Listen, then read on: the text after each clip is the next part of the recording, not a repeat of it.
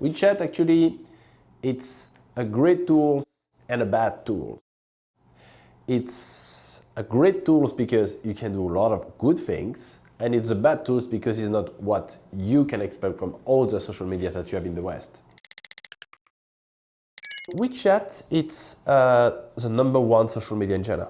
It's a super app. So 1 billion users, so you can think that most of Chinese people have at least one WeChat account. Anybody. WeChat in China is not just a social media. WeChat, for Chinese people, it's their message. It is their life. It is their working tools. It is the way they call people. It is the way they receive information. It is the way they socialize with group. And it is basically also the way they are paying by WeChat Pay to other things. So it's a really great application. So if you leverage in the good way, you can get results.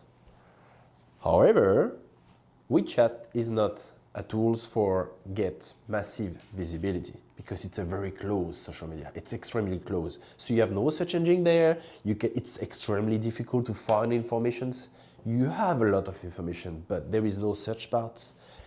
It's not open, so you cannot find in other platforms the information that you have on WeChat.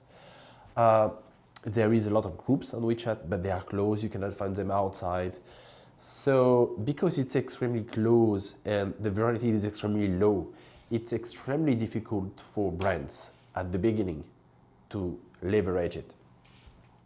So I will explain in the next video different way how to leverage WeChat for lead generation, how to leverage WeChat for brand, for promotion, and how to leverage WeChat for e-commerce.